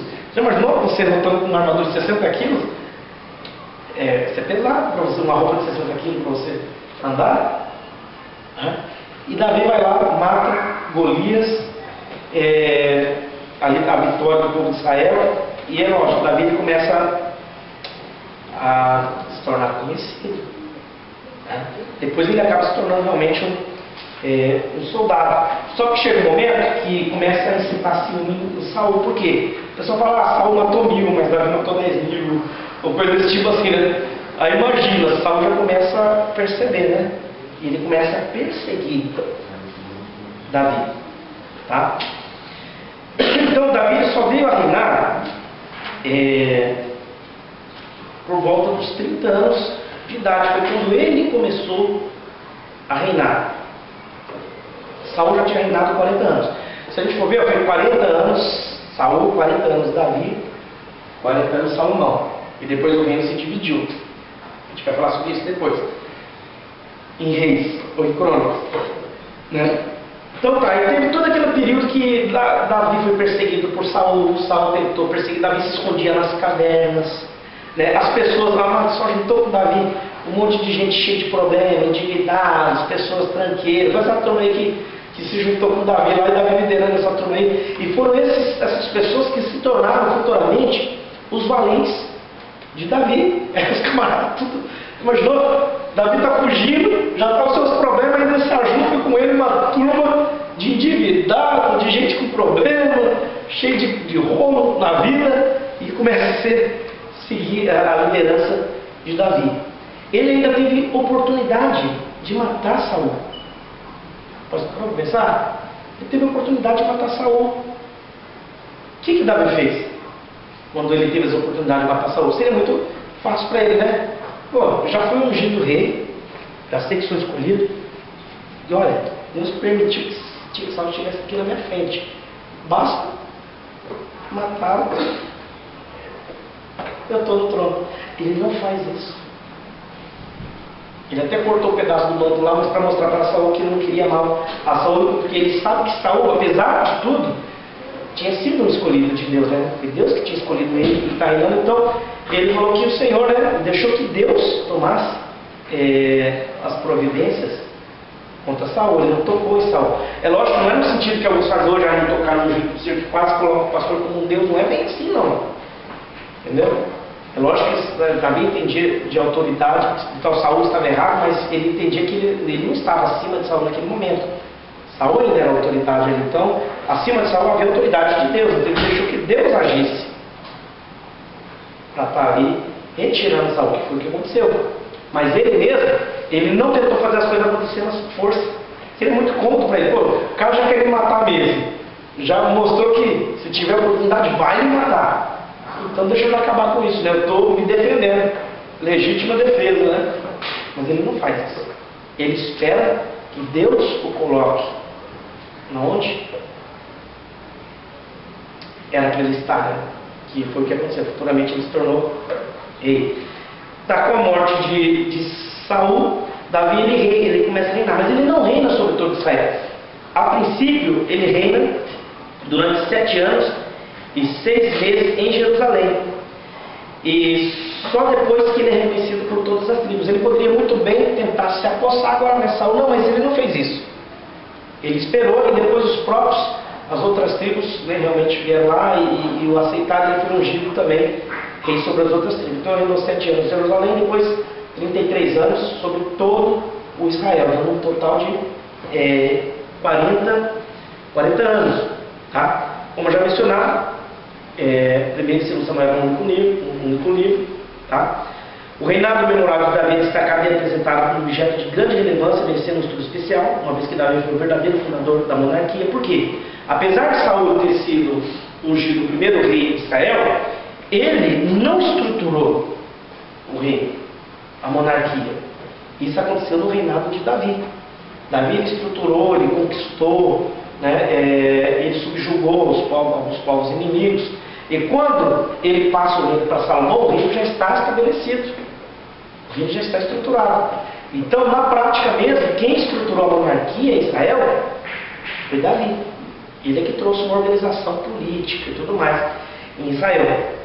Tá? O herói proeminente, o rei poeta de seu povo, e como sua dinastia continuou no trono de Judá até o cativeiro, assim como o Messias prometido deveria ser da linhagem davídica, não é surpreendente que lhe fosse conferida tanta relevância. Porque Deus fez uma promessa a Davi, que não faltaria sucessor sobre o seu trono. E essa promessa, essa aliança davídica, ela se cumpre em Jesus Cristo. Jesus Cristo é descendente de Davi e tem um reinado eterno. Então imagina a relevância. Davi teve os seus erros. Às vezes a gente supervaloriza os erros de Davi, mas Davi, no geral, se você contar, ele serviu de modelo para todos os outros. Toda vez que você vê, por exemplo, no livro de Reis, que fala de reis maus e reis bons, né? Quando fala que o rei é mau, fala assim, não andou no caminho de Davi. Ou andou nos caminhos de Davi, né? Porque o reinado de Davi, apesar dele ter tido alguns momentos de falhas, mas foi um modelo. Porque ele era alguém temente a Deus. Era alguém sujeito a Deus. Tá? A divisão trágica, esse segundo livro, Samuel está dividido em 2 partes principais. O grande pecado de Davi, registrado no capítulo 11, marca a triste divisão, bem na metade do livro, e dos 40 anos do reinado de Davi. Até esse ponto, tudo é triunfo para Davi, mas depois há problemas e dificuldades sombrias, golpes dolorosos, provações trágicas. Então a gente sabe que a Bíblia ela não esconde, apesar de Davi ter sido um homem segundo o coração de Deus, a Bíblia não esconde as falhas que ele teve de caráter, como ser humano. E eu acho isso bonito na Bíblia, porque qualquer outro livro, se você for escrever a biografia, você vai escrever, esse dia eu gritei com a minha mulher, você não vai botar isso na biografia, né? Geralmente ninguém põe, né? Só vai colocar só uma parte boa, né? A Bíblia não, ela relata a história como ela realmente aconteceu.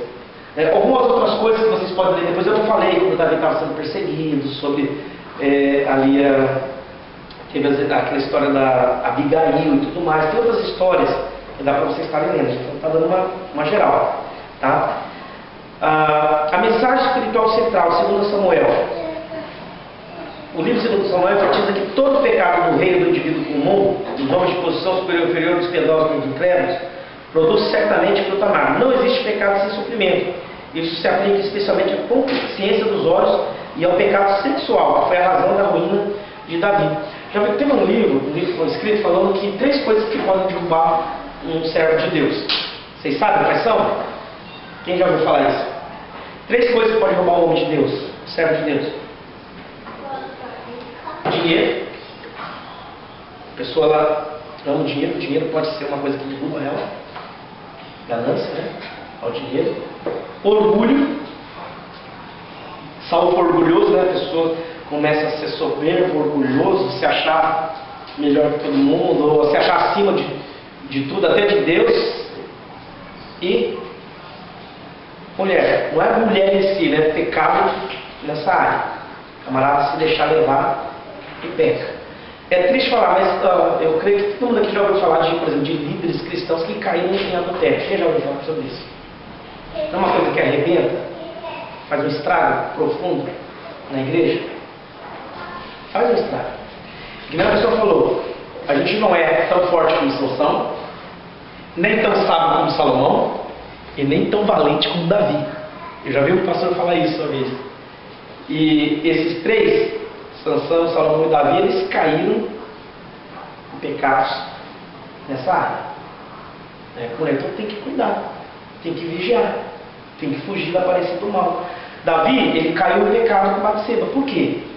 Porque ele planejou, não, vou pecar, não vou lá para a guerra, vou ficar em casa porque hoje eu estou pensando em... Não. Ele não foi fazer o que devia estar fazendo, ficou ali. O que acontece? E de repente ele vai ali na sua varanda, na parte de cima, ele olha para a casa da vizinha e vê a mulher tomando banho. O que ele devia ter feito? Ó, sai fora. O que eu estou fazendo aqui? Sai fora. O que ele ficou olhando? E aí ele ficou lá e desejou no coração, e quando ele foi ver, já tinha feito bobagem. E já ouviu falar que um abismo puxa outro abismo? A gente sabe o que aconteceu na vida de Davi, né? Aí aconteceu lá, a mulher ficou grávida, aí Davi agora tem que dar um jeito de consertar o negócio. Aí ele manda chamar o marido da mulher, que é soldado dele, que é fiel a ele, que está lá na guerra. Pois não, o servo que nesse momento é mais fiel que o rei. Aí o soldado é tão fiel que ele fala assim, não, eu não acho justo eu ir para casa, ficar lá com a minha mulher, mandando com a minha mulher, enquanto meus companheiros estão lá na guerra. Não, ficou lá, não ia para casa. Aí eu falei, caramba, não deu certo. O que é que eu vou fazer agora? O senhor não vai para casa, né? Então mandou de volta para a batalha, uma carta, levou uma carta para o comandante lá, o líder ali, militar, colocar ele na frente de batalha. Gente, o que é frente de batalha? Frente de batalha é os primeiros que morrem. Os primeiros que estão de cara com o inimigo. Ele morreu heroicamente. Davi, ele não matou diretamente, mas indiretamente ele matou Urias pelas mãos do inimigo. E aí depois, quando morre Urias, o que ele faz, né? Ele acolhe a viúva, né? Ele recebe a viúva. Ficou... Eu perceberam no coração. Você percebeu como é que o pecado ele pode endurecer o coração da pessoa? Deus levanta o profeta, vai lá, Natan, conta aquela história para Davi, eu gosto muito, é uma parábola, né?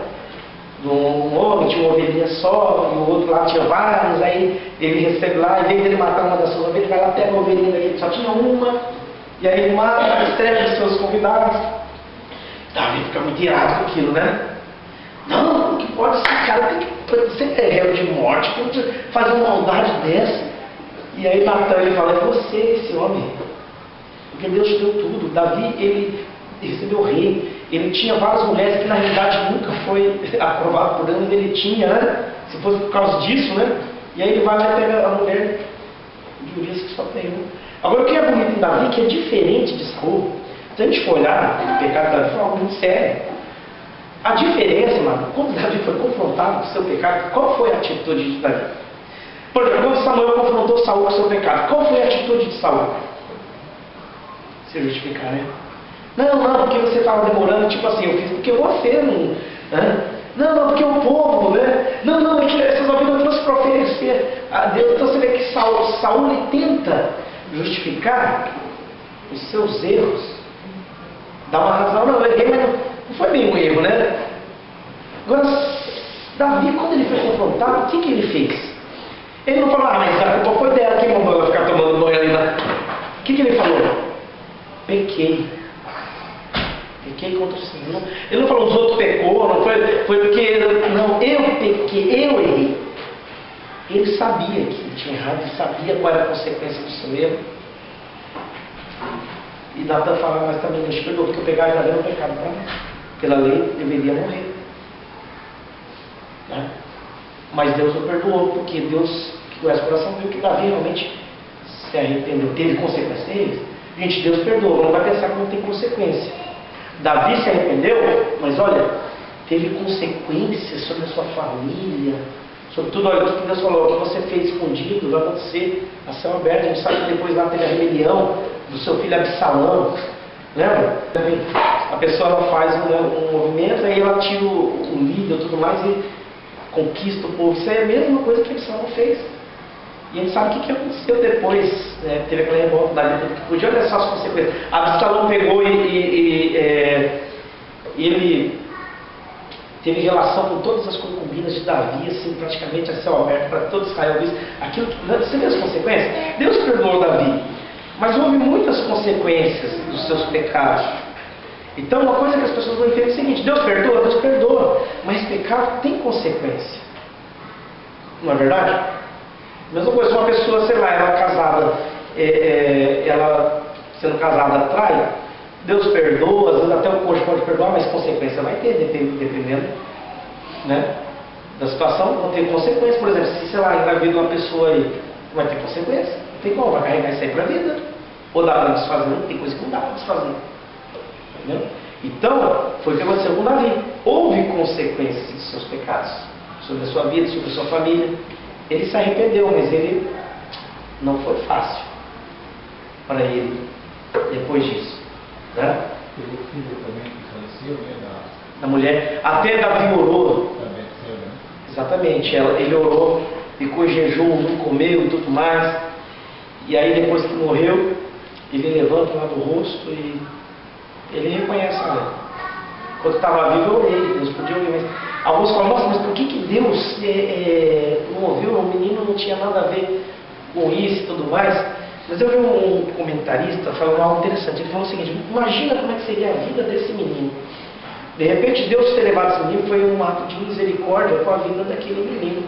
Por quê? Imagina, como é que ele ia ser visto? Como um bastardo, como filho, fruto de um adultério, né?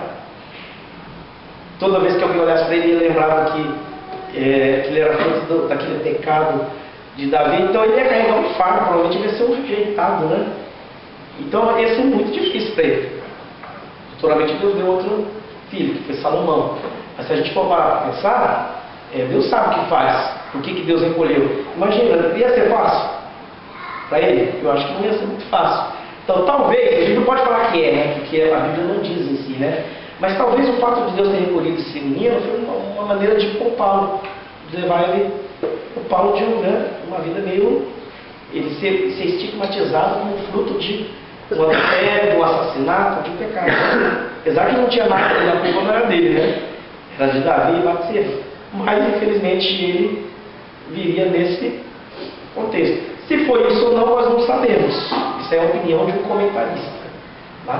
Eu até acho que é interessante, né, a ideia que ele traz, né, de Deus de repente ter levado as crianças para poupar um sofrimento maior a ela.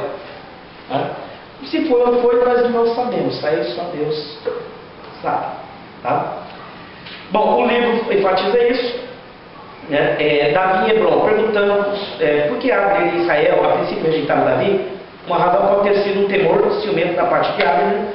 Abner era um dos líderes ali, comandantes ali de Saul, né? Receoso não conseguiram manter sua posição de suprema liderança sobre um rei como Davi. Imagina, ele esteve sobre a liderança de Saul. Ele era ali talvez o comandante ali das tropas. Agora, se ele se submete a Davi, será que Davi vai manter ele nessa mesma posição, cara? Tá? E Davi já tinha seus próprios valentes, tinha seus nomes de renome e tudo mais.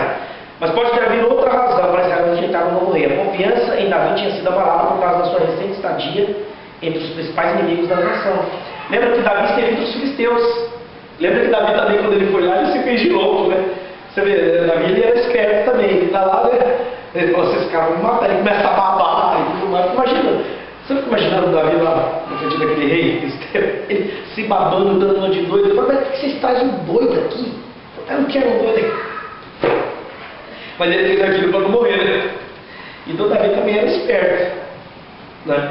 Agora imagina, os filisteus, a fim de escapar de Saul. Eu imagino que Davi, quando esteve entre os filisteus, ele também aprendeu, né, muita coisa, né? Lembra que os filisteus dominavam o ferro, né? A fundição do ferro, né? E é lógico, uma espada feita de ferro, ela era muito melhor do que uma espada feita de bronze. Então seria mesmo, eles tinham armas melhores, seria essa a ideia. Então Davi provavelmente deve ter aprendido muita coisa lá com os filisteus, trouxe isso para Israel depois. Ela envolve o comportamento adotado por Davi perante a delicada situação criada pela rejeição em Israel. Ele poderia muito bem tentar tomar força, mas ele esperou, né? Aí lá na frente nós vemos o que acontece em Samuel 5:1. Somos do mesmo povo que tu és. Outrora sendo Saul ainda rei sobre nós, era tu que fazia entradas e saídas militares com Israel. Também o Senhor te disse: tu apacentarás o meu povo, Israel será chefe sobre Israel. Então nós vemos que houve o reconhecimento do direito de Davi ao trono apoiado numa base tríplice. Seu parentesco humano, ele era do mesmo povo que o resto das tribos, que ele não estava reinando sobre todos. Seu mérito comprovado, ele foi fiel a Saul quando ele esteve debaixo da liderança de Saul. Aliás, Davi nunca se rebelou contra Saul. Isso que é interessante. Não é porque Saul era um exemplo de rei, não. Davi sabia, ele entendia sobre isso, autoridade. A sua autorização divina, foi Deus que tinha colocado ele. Tá? Aliança davídica, ali no capítulo 7, tá? Versículo 11 ao 16, de 2 Samuel.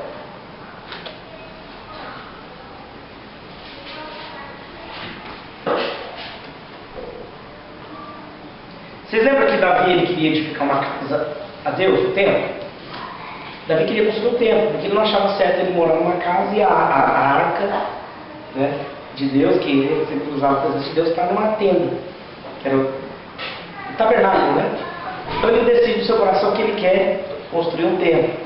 E aí ele fala isso, né? Natan fala, então faz tudo aquilo que Deus colocou no coração, e depois Deus manda Natan voltar lá e fala para Davi que ele não construiria o templo, mas o filho dele, porque Davi foi um homem de guerra e tudo mais. Mas aí é feito umas promessas a Davi, e diz assim: desde o dia que te mandei que houvesse juízo sobre o meu povo Israel, a ti, porém, descanso todos os domingos. O Senhor te declara que Ele te fará a casa. Quando os teus dias forem completos, vieres a dormir com os teus pais, eu farei levantar depois de ti o teu descendente, que serve as tuas entranhas, estabelecerei o seu reino. Este te ficará uma casa menor, falando Salomão. Estabelecerei o trono do seu reino para sempre. É uma referência a Salomão, mas não é só uma referência a Salomão. É uma referência também a Jesus Cristo. Por quê? Lógico que Salomão não reinou para sempre, mas o reinado de Cristo é para sempre. Eu lhe serei por pai, ele será por filho. Se vier a fazer o que é errado, castigá-lo-ei. Aqui está falando de Salomão, com vasos. Mas a minha benignidade não retirarei dele, como retirei de Saul. Aqui tirei de diante de ti. Porém a tua casa e o teu reino serão firmados para sempre diante de mim. O teu trono será estabelecido para sempre. Isso é uma referência a Jesus Cristo, descendente de Davi, o reinado eterno. É interessante, amados, que depois da divisão do reino, sempre na tribo do sul, na tribo de Judá, de Benjamim, que ficou os descendentes de Davi, sempre foram reis que foram descendentes de Davi. Tá? Teve alguns maus, teve bons, mas todos eles foram descendentes. Deus sempre conservou essa descendência de Davi. O reino do norte não aconteceu isso. Havia um rei, caía, levantava outro, havia golpe de espada e tudo mais. E todos os reis do norte foram maus. Todos foram maus. No reino do sul teve alguns maus, teve alguns bons. Teve alguns que foram bons, mas teve momentos maus, né?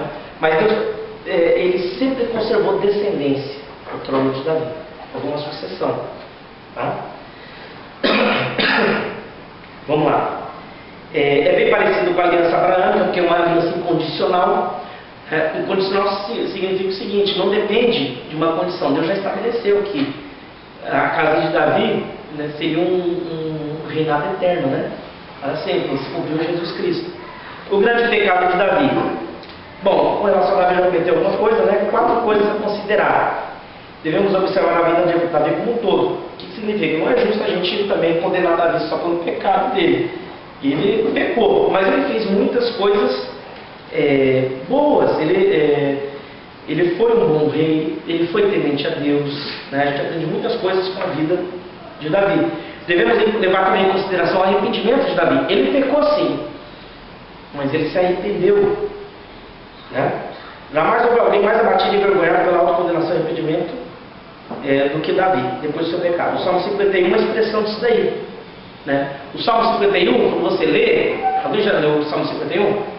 Davi está falando do pecado dele, com Batseba, tá? Devemos julgar o caráter de Davi de acordo com a sua época. O Evangelho Cristão e Ética do Novo Testamento não havia ainda sido entregue aos homens daquele tempo. Lembra que a gente comentou que a responsabilidade nossa é maior do que eles? Por quê? Nós temos a revelação completa. Eles tinham entendimento, mas tem coisas que eles não tinham mesmo o entendimento que nós podemos ter hoje da revelação. Tá? Você vê que o próprio Jesus, quando ele chega no Novo Testamento e no Sermão do Monte, ele mesmo explica, porque nem sempre eles entenderam completamente legal. Vocês ouviram o que foi dito, mas eu vos digo. O que ele está fazendo? Ele está dando uma interpretação mais exata da lei. Eu vi o que foi dito, não adulterarás, mas eu te digo, se você olhar e desejou, não adulterou. Então Jesus está mostrando que vai um pouco além daquilo que eles compreendiam. Então, para nós a responsabilidade é maior. A gente tem que levar isso em conta também, né? Ou seja, quem tem mais luz, quem conhece mais, é mais responsável por fazer o certo do que quem conhece menos. Não é que quem conhece menos vai ser responsável, mas cada um vai ser proporcional àquilo que sabe. Né? Se uma pessoa sabe e faz, a responsabilidade dela é maior do que aquele que faz errado, mas não sabe que era errado. Né? Vamos lá. Devemos observar a vida interior de Davi revelada nos seus salmos. Para a gente entender um pouquinho como é que era Davi, só você pegar o livro de Salmos. O livro de Salmos tem vários salmos escritos por Davi, e aí você vê a alma de Davi sendo aberta. Você vê, os salmos são hinos, orações, que tem gente que fala assim, não pode, você vê como é que Davi fala, Deus, onde o Senhor está? Né? Que eu estou aqui em aperto, e eu olho e não vejo, né? Aí lá na frente fala, mas eu sei que o Senhor está no controle, eu levo meus olhos para os montes, de onde virá o meu socorro vem do Senhor. Então tem momentos que ele questiona a Deus, né? Ele fala, né? Ou mesmo questiona a si mesmo, porque está abatido a minha alma, confio em Deus. Então ele começa conversando comigo, com ele mesmo, eu estou abatido, mas... E ele falou para si mesmo, não, você precisa confiar em Deus. Então eu acho bonito, os salmos, eles revelam um pouco de como que era Davi, né? Pessoa de Davi. Lições notáveis com relação ao seu pecado. A honestidade e a fidelidade da Bíblia. A Bíblia não esconde que Davi pecou, não esconde o que ele fez, né? Foi um homem de Deus, mas ela mostra claramente. Tá? Olha só como é que é a Bíblia diferente. A culpa de Davi exposta seu menor esforço para atenuá-la e muito menos retirá-la. A Bíblia não fala assim, Davi pecou, mas... Não, a Bíblia fala, pecou e mostra como é que é. O Talmud, que é um livro judeu, olha o que acontece. Ele nega o adultério de Davi com a base na ideia de que todo guerreiro tinha de se divorciar da mulher antes de partir para o campo de batalha. Batseba seria então livre. É lógico que isso não tem fundamentação, mas é uma maneira deles tentarem, né, no caso dos hebreus, tentar meio que dar uma justificativa para que Davi não adulterou. Na realidade, quando Urias foi para a batalha, ele se divorciou da sua mulher, mas isso não tem fundamentação bíblica. É uma maneira deles querer tentar apagar, né, esse negócio da história, mas aí não tem como, está registrado isso. Está vendo como é que o ser humano ele é diferente? Porque Davi foi um rei notável, né? É lógico, isso foi, de certo modo, uma mancha, né? Para mostrar que não tem ninguém perfeito, né? A queda de Davi ocorreu quando ele se achava em conforto e ocioso, então seus inimigos haviam sido esmagados. A pressão dos perigos que mantinha o espírito de oração havia desaparecido. Lembra? Quando Davi estava sofrendo perseguição de Saul e tudo mais, foi um momento que ele buscava mais a Deus, que ele dependia mais de Deus. Quando ele começa a vencer os seus inimigos, que ele estabelece seu reino, coloca, por exemplo, Moabe, os amonitas debaixo do controle de Israel, e praticamente agora ele não há mais necessidade dele ir à guerra, ele está estabelecido, e ele fica no conforto. Agora ele já tem, daquela descuidada de buscar ao Senhor, foi onde ele caiu. Interessante, né? Ele caiu bem quando ele se descuidou de buscar a Deus. Eu vi um pastor uma vez falando uma coisa interessante. Ele falou assim, olha, que A pessoa tem que fugir da aparência do mal. Ele falou que ele passou uma situação que a pessoa, ele entrou no elevador, uma mulher realmente começou a dar em cima dele, e ele falou assim: eu não sou bonito não, deve ser bom que algo que colocou a infeliz ali, porque, né? E ele falou assim: olha, quando abriu, sai fora. Por quê? Porque a pessoa fala: eu sou crente, mas só que se você ficar dando brecha no lugar do diabo, é muito fácil você cair, quando você viu, você já fez besteira. Então você tem que fugir, a Bíblia não manda enfrentar, a Bíblia manda fugir da aparência do mal, né? Davi deu lugar à sensualidade, convivendo com muitas mulheres. Não devemos dar lugar à carne. Se carne for pecado, a única medida segura é confissão e restituição. Foi aquilo que Davi fez. Quando ele foi confrontado, ele reconheceu, confessou: pequei. O pecado é perdoado, mas pode trazer consequências terríveis. Deus perdoa, amado, mas dependendo do que a gente faz, fica consequência. Não tem como. Não é? Por que fiz isso? Como pude agir desse modo? Essas podem ser perguntas mais amargas e trágicas que homens e mulheres fazem a si mesmos. Algo feito que não pode ser desfeito. Algo, afinal, é irrevogável. E o homem olha para aquilo e não pode acreditar que o tenha cometido. Não pode ver-se ali e, no entanto, sabe que praticou e que a culpa será sua para sempre. Então, no caso de Davi, ele se arrependeu e tudo mais, mas ele sabia, né, no decorrer da sua vida, e muita coisa do que aconteceu na sua vida, na sua família, foi consequência do seu pecado. Então isso é uma lição para a gente também. A Bíblia fala que muitas vezes só são registradas também para a gente não cair nos mesmos erros. Então assim, Davi, nós temos exemplos de coisas boas na vida de Davi, mas nós também temos exemplos de erros que ele cometeu. Para quê? Para nós não cairmos nos mesmos erros. E a consciência de que tem consequência. Agora o bonito é que você não vê Davi murmurando contra Deus e reclamando das consequências, porque ele sabe que são merecidas. Às vezes a pessoa, só para encerrar, depois a gente vai começar a rir, eu contei essa história aqui uma vez, né, do camarada que foi dar o testemunho lá na igreja. Ele disse que chegou lá pro cara do metrô lá e falou assim: olha, eu quero acertar o final, porque agora eu me converti, eu sou um cristão, eu quero confessar que muitas vezes eu pulei um jeito de pular a catraca aí, e muitas vezes, a maior parte das vezes eu não paguei. Aí o camarada falou assim: mas como é que a gente vai saber? Eu falei o seguinte: ó, você está arrependido? Então, não dá para eu saber quantas vezes, como é que eu vou calcular isso aí. Então, você só não faz mais isso da agora para frente. E aí o cara deu testemunho, que foi perdoado, tudo mais, que eles nem quiseram cobrar. Aí eu ficou animado lá, né, e resolveu ir lá no bar. Chegou lá no bar, então, sabe o que é? Eu só ia confessar que agora eu sou crente, né? Mas muitas vezes quando eu venho aqui no bar, né, eu ficava assim, de consciência, eu pegava um chiclete, um doce, colocava no bolso, né? Mas agora eu não sou cristão, então eu disse: não tem problema não, é só você pagar, né? O cara ficou revoltado porque o outro tinha sido perdoado, mas o espírito que ele foi diferente, porque aquele que foi lá para acertar, ele foi disposto a ressarcir e pagar. Isso aí não, acho que ele queria receber para fora, está perdoado, tá? Fica por isso mesmo, não tem que acertar nada, e não é esse o negócio, né? Então Davi, ele se arrependeu, mas você não vê Davi murmurando contra tudo aquilo, porque ele sabe que é culpa dele. Então mesmo quando Deus muitas vezes as consequências vieram até sobre o povo, aquilo devia doer no coração de Davi saber que ele era culpado daquelas consequências, né? Então isso é uma lição para nós. Quando a gente peca, devemos obedecer a Deus, não é uma coisa que afeta só a nossa vida, é uma coisa que afeta a vida daqueles que estão ao nosso redor. É só a gente pensar, imagina uma família, um casal, se o marido está trabalhando lá, estão passando uma necessidade, dificuldade, mas ele está empregado. Aí lá acaba o serviço, ele perde a cabeça, fala uma besteira, bate no chefe de emprego, não é uma coisa que afeta só ele.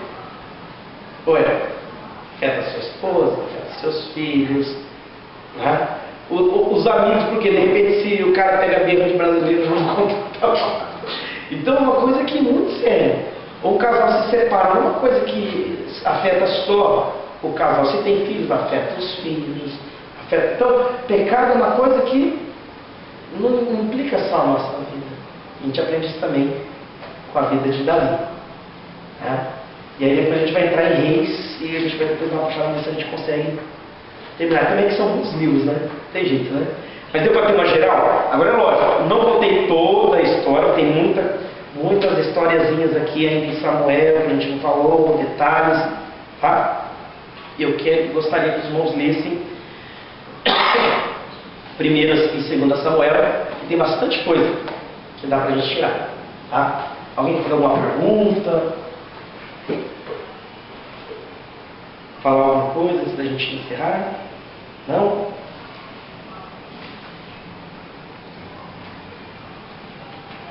Está podendo fazer prova? Brincando. Tá? Amém? Então vamos orar. Deixa você passar a oração para nós.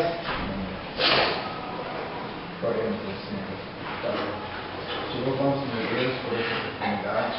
Te agradecemos, Senhor, por tudo que aqui o Senhor nos trouxe a nossos corações nesta noite, através da Tua palavra, Pai. Pedimos, meu Deus, que ajuda, Pai. Cada dia, Senhor, nós temos, ó Pai, realmente o contato, meu Deus, com a Tua palavra, que possamos aprender, meu Deus, através dela, como andar, meu Deus, no mundo em que vivemos hoje, Pai. Tão difícil, muitas vezes, Pai, não temos, Pai, às vezes palavras para agradecer a Ti o que Tu és para as nossas vidas, Pai, o que tem feito para as nossas vidas, meu Deus. Te louvamos por esse momento de estar aprendendo a Tua palavra. Nos capacita, Pai, cada dia, Senhor, a aprender mais de Ti. É o desejo do nosso coração de estar aqui nesta noite, Pai. Pedimos, meu Deus, ajuda a abrir o nosso entendimento, nos capacita, meu Deus. Capacita a entender cada vez mais, meu Deus. Possamos no mundo lá fora, meu Deus, levar a Tua palavra, Pai, que nos enviaste como mensageiro, meu Deus, da Tua palavra. Nos chamasse, meu Deus, chamou, meu Deus, para que fossemos escolhidos por Ti, Senhor. Pedimos, meu Deus, que nos ajuda, Pai. Ajuda a entender a Tua palavra. É o que pedimos e te agradecemos em nome de Jesus. Amém?